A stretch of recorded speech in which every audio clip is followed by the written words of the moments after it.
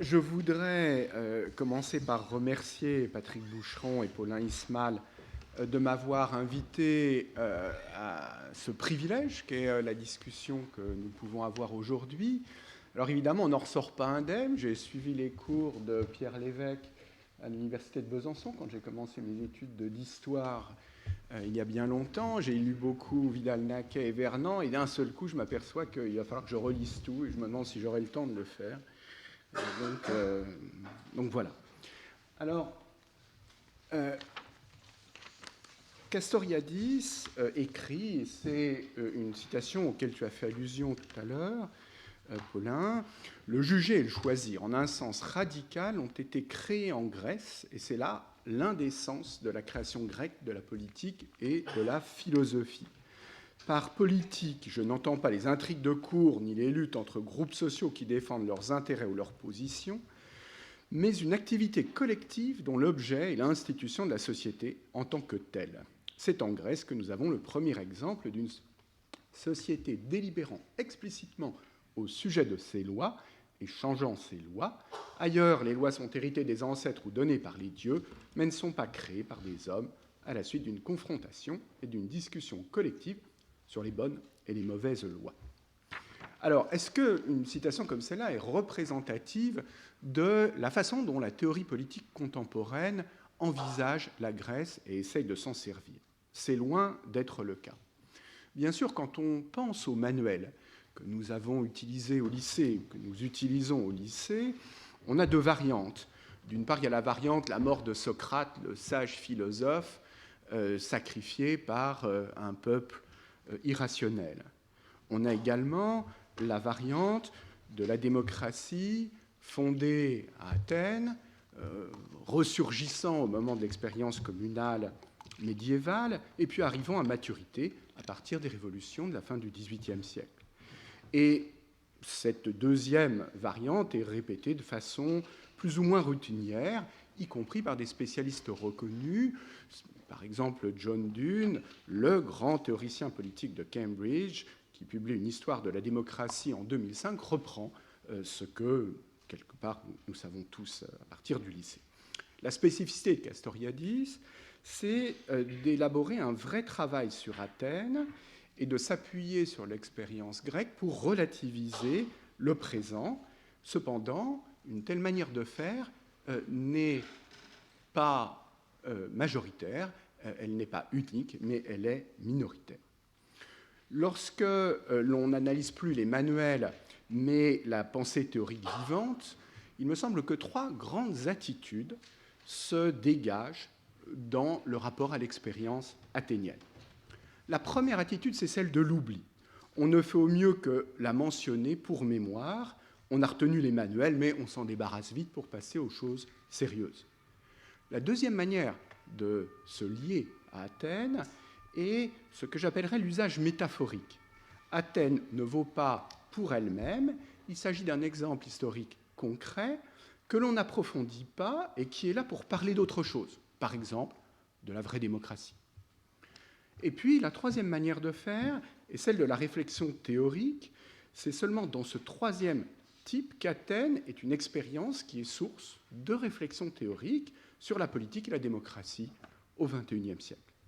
Or, ces trois attitudes ne sont pas distribuées au hasard. Adopter l'une ou l'autre dépend en particulier beaucoup du rapport que l'auteur noue avec la modernité politique occidentale. Et c'est ce que je voudrais démontrer dans cet exposé, du moins à partir d'un corpus relativement précis. Ma démonstration ne vaut pas pour l'ensemble de la théorie politique. Je m'intéresserai exclusivement aux œuvres de théoriciens du politique, qu'ils soient philosophes ou qu'ils appartiennent à la science politique, publiées depuis 4 décennies.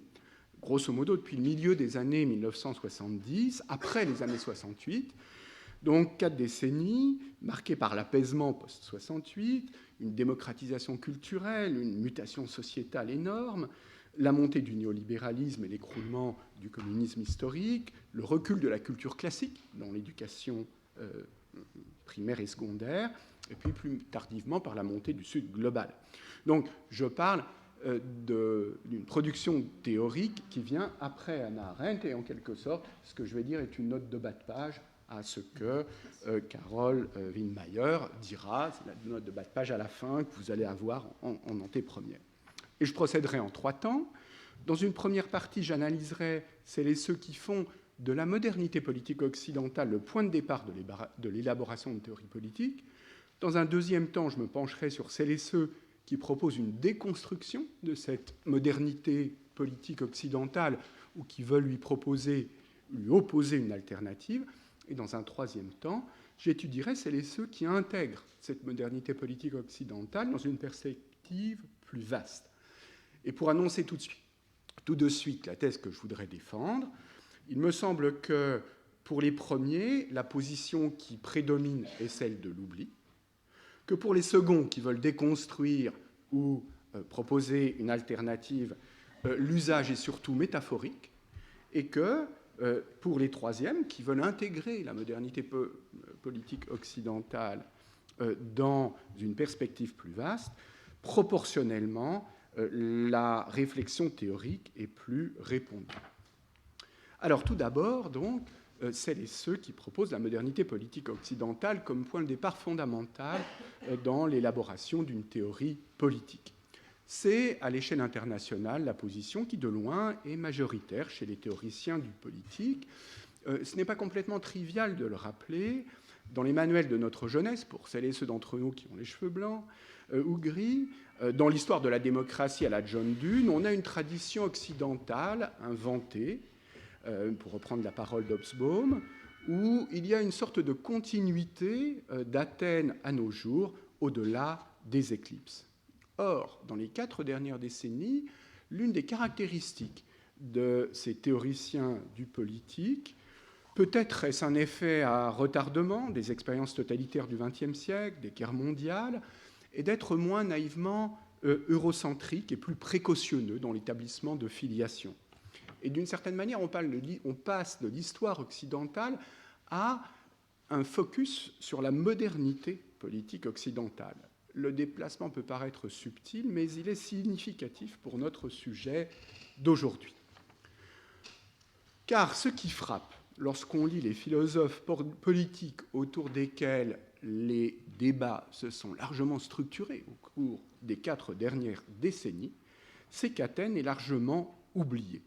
Au mieux, l'expérience athénienne est mentionnée en passant, comme une préhistoire sans grande importance. Le nom d'Aristote surnage, mais il joue un rôle finalement marginal ou secondaire, et cela est vrai dans des perspectives très diverses, libérales, républicaines, marxistes ou néo-marxistes. Prenons par exemple les 2 monstres de la philosophie politique à l'échelle internationale, John Rawls d'un côté, Jürgen Habermas de l'autre, Athènes et Torchant. Finalement, c'est avec le parlementarisme, les Lumières, les révolutions que commence véritablement la modernité politique et l'histoire de la démocratie. D'ailleurs, dans les années 1980 et 1990, les adversaires dits communautariens de John Rawls dans le monde anglo-saxon avaient, par rapport à Athènes, une position assez similaire.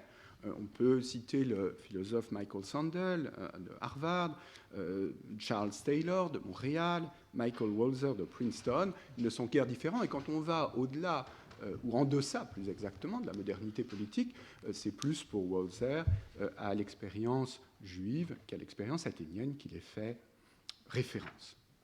D'une façon différente, il en va de même pour le gros de ce qu'on a appelé le courant républicain dans le monde anglo-saxon, à l'exception notable de Pocock.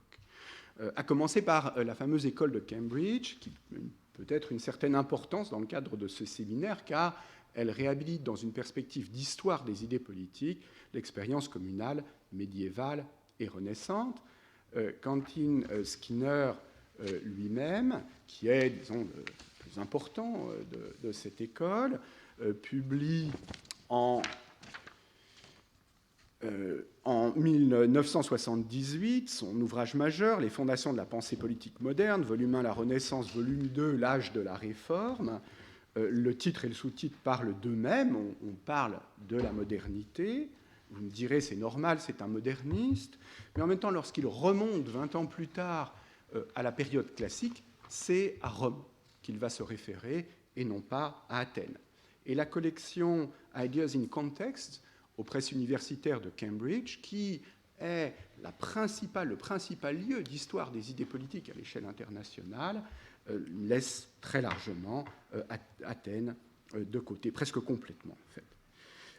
C'est vrai d'ailleurs pour le philosophe politique qui fait alliance en quelque sorte avec l'historien des idées politiques Skinner. Philippe Petit, là encore, ne donne que très peu d'importance à l'expérience athénienne. Et si on va de l'autre côté de la Manche et du Rhin, l'histoire politique allemande, dans la lignée de Koselleck, l'histoire conceptuelle du politique, et là encore, aborde Athènes, mais de façon finalement rapide. On pourrait d'ailleurs en dire autant pour des philosophes politiques ou des historiens du politique français. Pensons à Claude Lefort, à Pierre Rosanvallon, professeur également ici, à Marcel Gauchet, hautes études. Athènes ne joue qu'un rôle mineur ou qu'un tout petit rôle. Pensons à Claude Lefort. Il reprend l'idée que tu as déjà évoquée tout à l'heure du pouvoir politique comme un lieu vide, mais il ne le situe plus au milieu du corps social, mais à l'extérieur. Il ne s'agit plus d'un autogouvernement, mais d'un gouvernement représentatif. Situer le pouvoir vide au milieu du corps social ferait courir le risque du totalitarisme, ce qui est d'ailleurs paradoxal, Athènes pouvant difficilement être qualifiée de proto-totalitaire. Et on pourrait multiplier les noms, Nadia Urbinati aux États-Unis, à Columbia, le féminisme libéral ou anglo-saxon. Ce qui est intéressant, c'est qu'y compris les théoriciens marxistes ou post-marxistes et conseillistes se situent généralement dans une optique qui n'est pas très différente.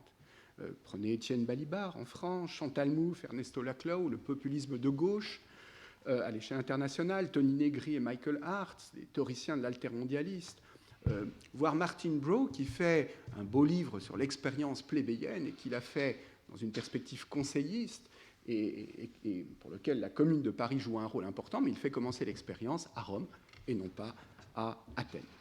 Pour tous ces théoriciens, la réflexion sur la politique et la démocratie est fondamentalement liée à la modernité politique occidentale, c'est-à-dire l'état de droit, les droits humains, le gouvernement représentatif, le suffrage universel, l'État-nation, ou des structures supranationales conçues sur un mode fédéraliste, mais imité de l'État-nation, et puis dans les variantes marxistes, le socialisme et le mouvement ouvrier.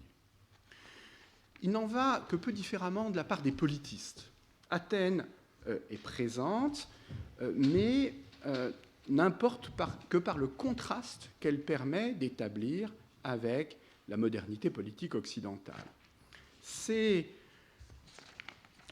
études de politistes suivent de façon assez étonnante un topos établi par Benjamin Constant en 1819 dans son fameux essai sur la liberté des anciens et la liberté des modernes.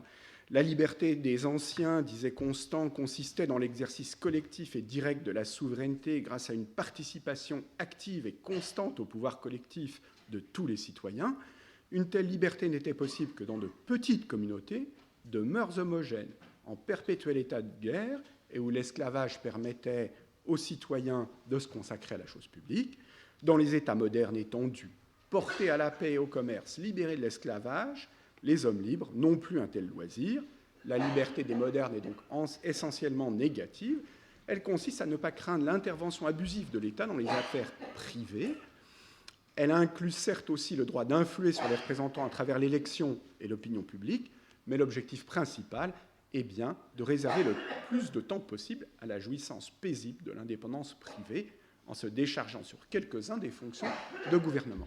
Or, on s'aperçoit que les théoriciens politiques vont conserver ce schéma-là et cette opposition binaire. On peut citer deux parmi les plus connus, Robert Dahl et Norberto Bobbio aux États-Unis et en Italie, qui commencent leur œuvre dans les années 60, mais dans les années 80 et 90, qui sont celles qui m'intéressent, ils continuent à avoir ce même schéma. On passe fondamentalement d'un premier temps qui est celui de l'échelle communale et de l'autogouvernement à un deuxième temps qui est celui des États-nations et du gouvernement représentatif. Il y a cependant une exception, elle est française et paradoxale, il s'agit de l'ouvrage de Bernard Manin, Principe du gouvernement représentatif, en 1995 qui va trouver un écho important à l'échelle internationale, assez étonnant pour un politiste français. Il a une vraie connaissance d'Athènes, il s'en sert pour une vraie réflexion théorique, et il brosse une fresque historique qui oppose le tirage au sort et l'élection, dans une dichotomie qui reprend l'une des manières avec laquelle Aristote a conceptualisé ces deux procédures. Il est considéré comme démocratique que les magistratures soient attribuées par le sort et comme oligarchique qu'elles soient électives. D'autres d'autres manières de conceptualiser cela sont également présentes chez Aristote, mais Manin s'attache à cette définition, disons, essentielle de la signification politique de ces deux procédures, et écrit par exemple, pour un autre moment communal, ayant introduit le tirage au sort pour lutter contre les factions, les Florentins avaient, en définitive, redécouvert par l'expérience l'ancienne idée des démocrates athéniens, le sort est plus démocratique que l'élection. Pourquoi, dans cette perspective, les modernes n'ont-ils pas, au moment des révolutions françaises et américaines, introduit le tirage au sort en politique à la chute des anciens régimes? C'est parce qu'ils ne voulaient pas de démocratie, mais une aristocratie élective où les meilleurs, les élus, gouvernaient, mais où les meilleurs n'étaient plus définis par leur titre de noblesse, mais élus par le plus grand nombre, les citoyens, avec du coup un gouvernement mixte, semi-aristocratique et semi-démocratique. Aristocratique parce que c'est une petite minorité qui gouverne, mais avec un certain contrôle de la part du grand nombre. Mais Bernard Manin restait quelque part dans le schéma de Benjamin Constant. Athènes était prise au sérieux, mais c'était pour faire un éloge du gouvernement représentatif et de sa résilience. Or, parce qu'Athènes était prise au sérieux, Bernard Manin a été élu à contresens par beaucoup de personnes dans l'académie, mais aussi dans le monde civique, et beaucoup se sont servis pour critiquer le gouvernement représentatif au nom d'une démocratisation de la démocratie qui devrait avoir recours au tirage au sort. Et on en a eu des échos jusque dans les dernières élections présidentielles françaises avec la reprise de cette idée par certains candidats. Je voudrais maintenant passer à ma deuxième partie qui porte sur les auteurs qui déconstruisent cette modernité politique occidentale ou qui proposent une alternative à celle-ci. Lorsque l'on s'attache à ces auteurs, le panorama est très différent de celui des auteurs, disons, focalisés sur la démocratie occidentale moderne. Nombreux sont ceux qui vont faire référence à Athènes. Ils vont jouer la Grèce contre les démocraties occidentales modernes ou comme un instrument pour les déconstruire, mais l'usage qui prédomine est, me semble-t-il, d'abord d'ordre métaphorique. Je n'irai pas jusqu'à dire qu'il s'agit d'une Grèce inventée, mais disons qu'il est question d'une Grèce vue d'assez loin, voire de très loin. Et je voudrais en donner quelques exemples. Commençons par le plus célèbre d'entre eux, Michel Foucault. Le Foucault le plus politique, celui qui a une influence énorme à l'échelle internationale sur la théorie politique et sur l'analyse de la politique en général, est le Foucault de la seconde moitié des années 1970, Surveiller, punir, en 1975, La volonté de savoir, les écrits sur la biopolitique et la gouvernementalité qu'il tient ici même, pas dans cette salle, mais au Collège de France entre 1975 et 1980. La Grèce n'y joue qu'un rôle marginal, un petit peu pour la métaphore pastorale. L'Athènes démocratique est totalement en dehors de ce champ. Par contre, avec son tournant éthique dans les années 1980, les dernières de la vie de Michel Foucault, on assiste à un tournant, comme on sait, vers l'Antiquité, mais ce que Foucault va travailler principalement, c'est l'éthique et pas la politique. Il est beaucoup moins influent pour les études politiques dans cette deuxième période que dans la période précédente. Il y a cependant une exception majeure dans ce contournement de la politique du dernier Foucault, c'est la notion de parésia, qui est étudiée dans les cours au Collège de France de 1982-1983 et dans des conférences à Berkeley à l'automne 1983. La parésia, c'est le parler vrai, la parole qui va au-delà du discours rationnel, au-delà du dialogue, c'est la parole sauvage, entre guillemets, ou qui a une potentialité sauvage. Mais Michel Foucault ne s'intéresse pas vraiment à la parésia qu'il nomme la parésia comme structure politique, celle qui peut s'énoncer à l'Assemblée ou dans le rapport entre l'Assemblée et le théâtre, même s'il reconnaît son existence. Il privilégie d'autres usages de la parésia, excusez-moi. Il part du récit de Plutarque sur Platon s'adressant au tyran de Syracuse pour lui dire la vérité en risquant la mise à mort si le tyran s'offense. Cela constitue une scène de parésia exemplaire, dit Foucault. La parésia n'est plus liée à l'Assemblée démocratique ou à l'espace civique. C'est une manière, citation de Foucault, de dire vrai qui est telle que l'on ouvre pour soi-même un risque par le fait que ce que l'on dit vrai. La parésia, c'est le libre courage par lequel on se lie soi-même dans l'acte de dire vrai.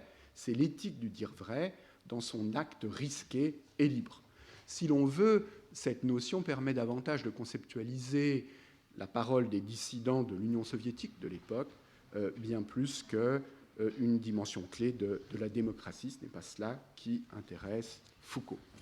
Mais dans l'approche de Foucault, la chronologie politique, les structures et les institutions politiques athéniennes ou grecques ne sont évoquées que de façon assez lâche, et c'est pourquoi je pense, sans que cela soit péjoratif, que la référence à Athènes est largement métaphorique chez ce philosophe, dans son volet politique s'entend. Il en va un peu de même d'un autre grand philosophe français, Jacques Rancière. Celui-ci, après avoir travaillé sur les prolétaires du XIXe, va intégrer Athènes dans sa réflexion quand il relativise son marxisme et devient un théoricien de la démocratie radicale, ce qui n'est pas exactement la même chose, à partir des années 1990. Il part de l'égalité géométrique d'Aristote. Cette égalité géométrique consiste, à l'inverse de l'égalité arithmétique, non pas d'attribuer une part égale ou une valeur égale à tous, à tout un chacun, mais de donner à chacun la part qui lui correspond en fonction de ses besoins ou de ses mérites. Il s'agit potentiellement d'une optique méritocratique, et plus généralement, c'est l'optique de ce que Jacques Rancière va appeler la police. On part d'un ordre inégal dans lequel on va insérer une justice distributive. Et à l'inverse de la police, pour reprendre l'expression ou la notion de Rancière, la politique est pour lui, au contraire, la contestation radicale de ces hiérarchies. La politique, c'est l'idée que nul n'a de titre particulier à gouverner, que leur condition anthropologique d'être de langage fait des humains des égaux de façon radicale. D'où une contestation frontale du gouvernement représentatif qui constitue l'axe de gravité des théories politiques que j'avais évoquées dans la première partie, d'où aussi l'éloge par Rancière du tirage au sort. Rancière écrit « Le scandale de la démocratie et du tirage au sort qui en est l'essence, en référence à Athènes, est de révéler que le gouvernement des sociétés ne peut reposer en dernier ressort que sur sa propre contingence. » Il rejoint donc Bernard Manin sur la caractérisation que l'on peut dire essentialiste de l'instrument, mais avec une conclusion philosophico-politique opposée. Il s'agit d'une promotion, d'une défense de la démocratie radicale, suivant l'exemple athénien, et d'une critique de la démocratie représentative que Rancière complète par une critique de la critique platonicienne de la démocratie. Il faut cependant convenir que le rapport à Athènes et à la Grèce historique est, là encore, métaphorique, bien plus encore que chez Michel Foucault. Il s'agit de scènes mythiques dans lesquelles, d'ailleurs, la refondation clisténienne joue un rôle non négligeable. Il n'y a pas d'analyse socio-historique réelle de l'Athènes classique. Athènes, c'est finalement le lieu mythique de la démocratie plutôt qu'une expérience historique, concrète, avec sa part d'ambivalence, que d'ailleurs les mutations de l'historiographie qui étaient évoquées à l'instant démontrent bien, me semble-t-il.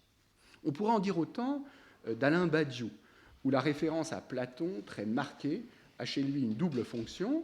D'une part, elle parle à celles et ceux qui ont suivi des cours de philosophie en terminale, elle fait donc vendre les livres, et d'autre part, elle donne une légitimité philosophique noble à une avant-garde léniniste. Là encore, l'Athènes historique n'est qu'une métaphore inversée par rapport à celle de Rancière. C'est le lieu mythique qui justifie une perspective paradoxale d'émancipation autoritaire impulsée par une avant-garde savante et politique à la fois. Il faudrait aussi mentionner, mais je n'ai pas le temps de m'y attarder, MacIntyre, un des grands critiques anglo-saxons de John Rawls, qui propose de reprendre Aristote dans une perspective augustinienne.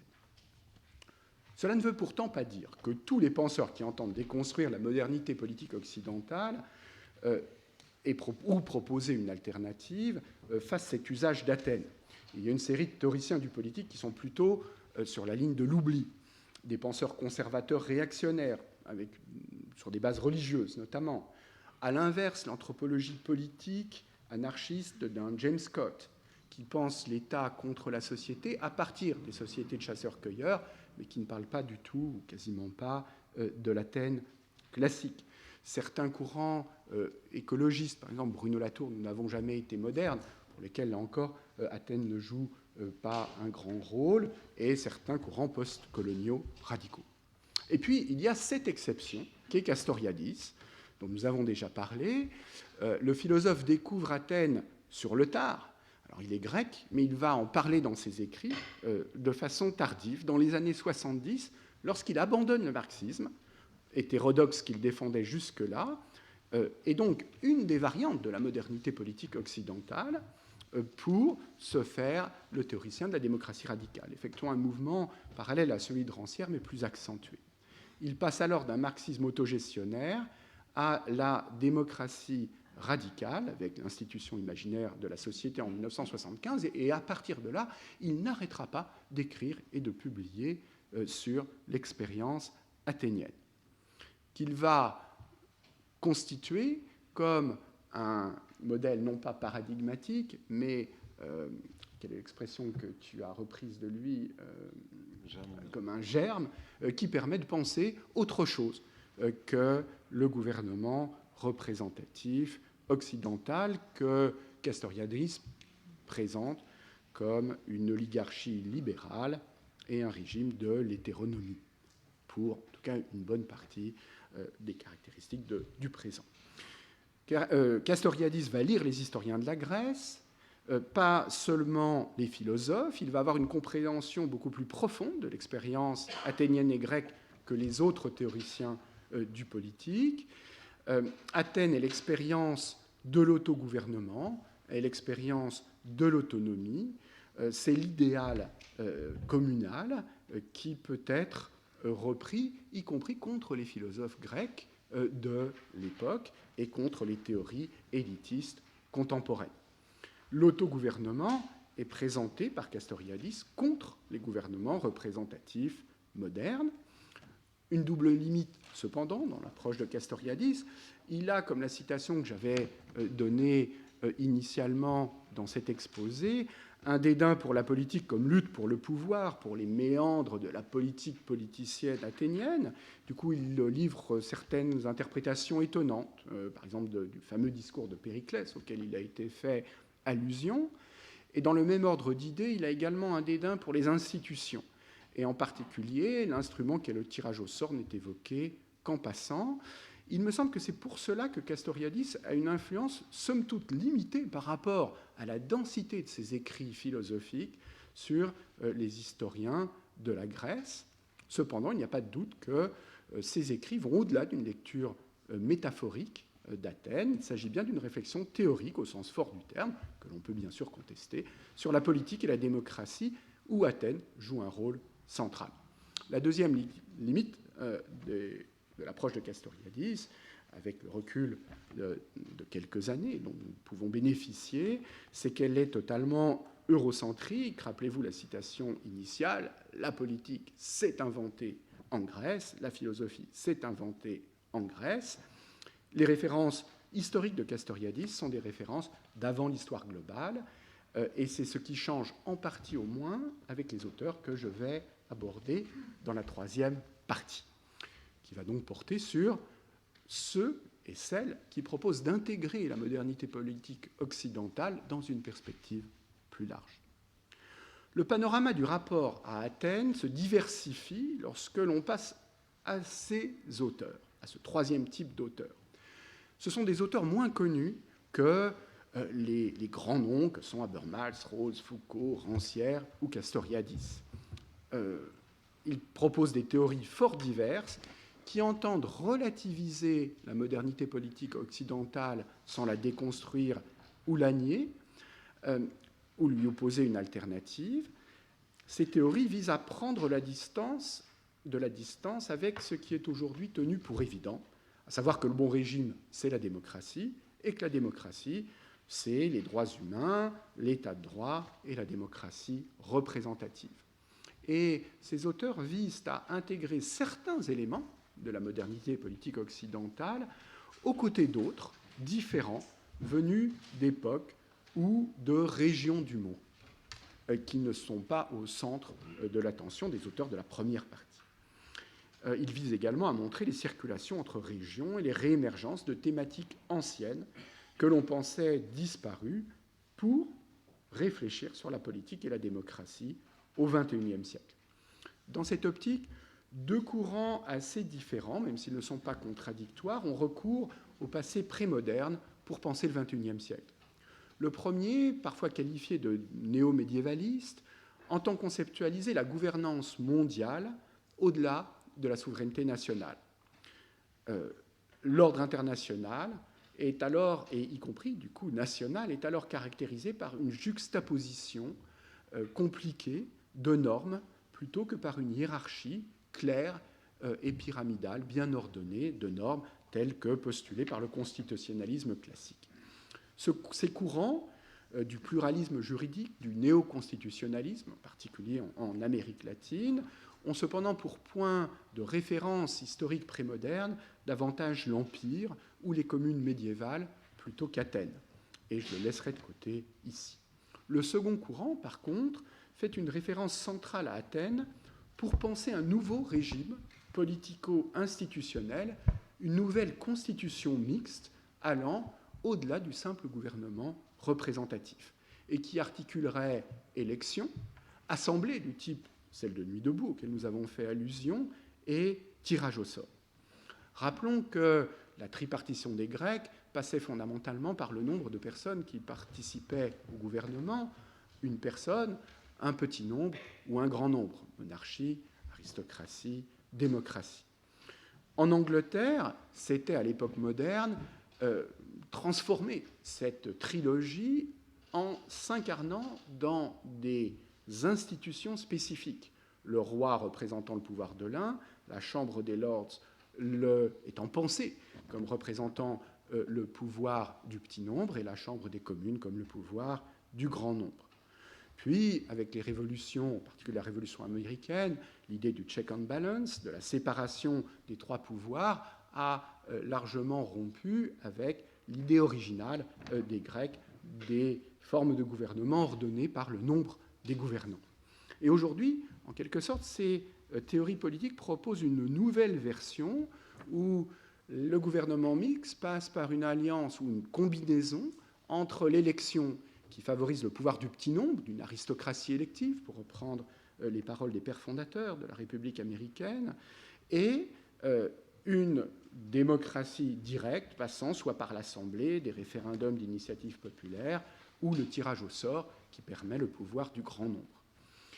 Ces théories, plus globalement, proposent d'historiciser les 2 derniers siècles de l'histoire politique occidentale, un peu à la manière dont nous nous proposons d'historiciser Athènes dans la perspective de la théorie politique, qui n'est pas celle des historiens.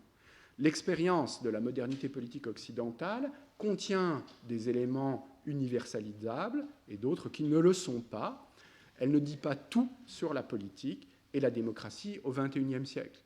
Nous sommes tous spontanément d'accord pour dire qu'il y a des choses qui nous parlent encore dans l'expérience athénienne, au-delà de toutes les différences, ne serait-ce simplement que le mot de démocratie, mais nous sommes aussi tous, ou quasiment tous, d'accord pour dire qu'on ne peut pas reproposer le modèle politique athénien tel quel pour résoudre les problèmes du présent. Et bien là, par analogie, l'idée est de dire que la politique du XXIe siècle sera elle aussi différente de celle du XIXe et du XXe siècle. On retrouve dans ce courant des politistes, des juristes, des sociologues, des philosophes. Il s'agit d'un courant plus que d'auteurs individuels du type de ceux que j'ai évoqués précédemment, du fait de la division académique du travail et du fait que ce sont sans doute des auteurs d'un rang plus secondaire par rapport à ces grands noms que j'ai évoqués. On peut citer par exemple l'ancienne présidente de l'Association américaine de sciences politiques, James Mainbridge, l'ancien président de l'Association américaine de sociologie, Eric Olin Wright, l'ancien président de l'Association allemande de sciences politiques, Hubertus Bordstein, mais aussi peut-être un jeune philosophe comme Arnaud Massé de l'Université de Franche-Comté, dont nous avons déjà entendu parler aujourd'hui. En particulier, il faut noter que le principal courant de la théorie politique contemporaine, anglo-saxonne, mais du coup aussi internationale, du fait de l'hégémonie sur le champ académique des États-Unis et de l'Angleterre, est le courant dit de la démocratie délibérative, qui se décrit volontiers comme néo-athénien. Il propose en effet de constituer des mini-publics tirés au sort pour donner un avis, voire décider sur des thèmes d'intérêt général. Et ce courant est lié à des expérimentations pratiques, je n'en cite qu'une seule. Les Irlandais, en 2015, ont adopté un amendement constitutionnel constitutionnalisant le mariage pour tous. Cet amendement avait été proposé par une assemblée citoyenne majoritairement tirée au sort, qui avait transmis sa proposition au Parlement, qui l'avait soumise à référendum. On peut citer James Fishkin, qui de loin n'est pas le plus profond des penseurs de ce courant, mais qui a le mérite, disons, de mettre les pieds dans le plat et d'avoir des gros sabots. Fishkin invente un dispositif qu'il appelle le sondage délibératif. Au lieu de faire un sondage en interrogeant des gens, chacun chez eux, dans le privé, entre guillemets, on a le même échantillon représentatif que dans les sondages, mais on rassemble tous ces gens en un même lieu, on leur donne un matériel soigneusement balancé avec le pour et le contre, on leur fait procéder à des auditions d'experts et de parties prenantes contradictoires, on multiplie les délibérations en assemblée générale et en petits groupes, et à l'issue de ce processus, l'opinion qui ressort de cet échantillon représentatif est l'opinion de ce que pourrait penser le peuple s'il avait eu les moyens de discuter dans des conditions quasi idéales. Et Fishkin dit de cet instrument, mais on pourrait multiplier les citations d'autres personnes qui s'inscrivent dans ce courant. Le sondage délibératif est une solution néo-athénienne. Les mots principaux de la démocratie moderne peuvent trouver une réponse constructive dans des raffinements modernes et des améliorations de deux composantes essentielles de la solution athénienne classique, le tirage au sort et la délibération. Alors, au-delà de Fishkin lui-même, il n'est pas d'ailleurs celui qui le fait le plus, une collaboration croissante s'établit avec les historiens dans cette perspective. Il s'agit de comprendre les conditions nécessaires, les contextes de fonctionnement, les principaux défis de dynamique politique démocratique qui ne se réduisent pas à l'élection. L'expérience athénienne, de ce point de vue, est considérée comme un moment important, précieux, un tremplin pour la réflexion théorique. Du moins jusqu'à un certain point et pour l'instant. En effet, cette perspective est confrontée à deux défis. Le premier défi, c'est celui de ne pas tomber dans un usage métaphorique d'Athènes. L'usage métaphorique d'Athènes, me semble-t-il, est un péché véniel pour des philosophes qui visent d'abord à donner des concepts au-delà, finalement, de l'empirie plate des historiens, des sociologues ou des politistes. Mais il s'agit d'un péché mortel pour des politistes qui sont en interaction constante avec leurs collègues empiristes qui pratiquent la sociologie politique ou l'histoire politique. Or, une certaine tradition anglo-saxonne de théorie politique normative s'encombre peu d'un rapport serré à l'histoire et à la sociologie politique. L'exemple du tirage au sort est de ce point de vue-là tout à fait significatif. On risque de passer sous silence les différences énormes qui existaient entre le tirage au sort à l'époque d'Athènes, qui permettait, grâce à la rotation rapide des charges, à tout un chacun d'être tour à tour gouvernant et gouverné, et quelque chose comme le sondage délibératif, où seule une petite partie des citoyens peut participer à cette expérience, et où on a une opinion publique contrefactuelle à partir d'un échantillon représentatif, une notion qui était inconnue des Athéniens. Et du coup, c'est quelque chose qui est très différent en termes d'éducation civique et de rapport de force entre le grand nombre et le petit nombre. Le deuxième défi, c'est comment œuvrer dans le domaine de la théorie politique à un élargissement géographique de la perspective au-delà de l'Occident, à la manière de l'histoire globale ou de l'histoire connectée. Pour l'instant, la théorie politique est très en retard par rapport à mes collègues historiens, dont celui qui est assis à ma droite et qui représente l'exemple le plus fameux ici. Il y a des tentatives qui sont encore balbutiantes, mais tendanciellement, il me semble que cette évolution est à la fois souhaitable et inévitable. Or, quand cela sera fait, la relativisation de la référence à Athènes sera logique. Et Athènes pourrait même tomber dans l'oubli. On en a des signes aujourd'hui. L'un des courants les plus en pointe dans la tentative de présenter une théorie politique non occidentale est représenté par les philosophes néo-confucéens, qui essayent d'articuler l'état de droit occidental avec une méritocratie qui s'inspire de Confucius, des grands philosophes confucéens et de l'expérience politique chinoise. Des noms comme Joseph Chan de l'université de Hong Kong, Tong Dongbai de l'université Fudan à Shanghai ou Daniel Bell de l'université de Tsinghua à Pékin. Ces philosophes, par rapport à Athènes, oscillent entre l'oubli et l'usage métaphorique. Souvent, ils se contentent de saisir les objections de Platon à la démocratie et de proposer en reconstruction alternative une méritocratie reposant sur les écrits confucéens. On peut donner d'autres exemples allant dans des sens différents, éthico-politiques, mais tendant aussi à oublier Athènes, Chakrabarty et les modernités multiples d'Eisenstadt, le féminisme radical ou les courants féministes non occidentaux. La relativisation d'Athènes dans le mouvement de constitution d'une théorie politique globale et non eurocentrique est inévitable, mais son oubli ou son usage purement métaphorique ne l'est pas. On peut ainsi évoquer Marcel Détienne et le groupe collectif qui avait abouti au livre « Qui veut prendre la parole » en 2003. Un helléniste était au cœur d'une entreprise qui visait à démontrer que la politique n'avait pas été créée de façon unique à Athènes, mais que la prise de la parole était quelque chose de très largement répandu dans des sociétés extrêmement différentes, qu'elle avait été portée à un degré réflexif sans doute plus important à Athènes, mais que ce n'était pas un monopole occidental. On pourrait aussi citer Amartya Sen, un grand philosophe d'origine indienne aux États-Unis et prix Nobel d'économie. La démocratie des autres, pourquoi la liberté n'est pas une invention de l'Occident, publié dans sa version française en 2006. Ou encore Wang Xiaoguang, l'un des théoriciens politiques chinois les plus connus, qui propose une autre voie de démocratisation pour la Chine qu'une simple importation du gouvernement représentatif occidental. Professeur à l'université chinoise de Hong Kong, il est l'auteur de l'un des meilleurs ouvrages sur l'histoire et la théorie politique du tirage au sort qui existe aujourd'hui à l'échelle internationale et qu'il propose comme l'une des voies qui permettrait de démocratiser la Chine. Il prend l'expérience athénienne très au sérieux, non dans un usage métaphorique, mais comme la source d'une réflexion théorique. L'ouvrage sera publié très prochainement en chinois et il inaugure peut-être une ère nouvelle par rapport à l'expérience athénienne. Je vous remercie.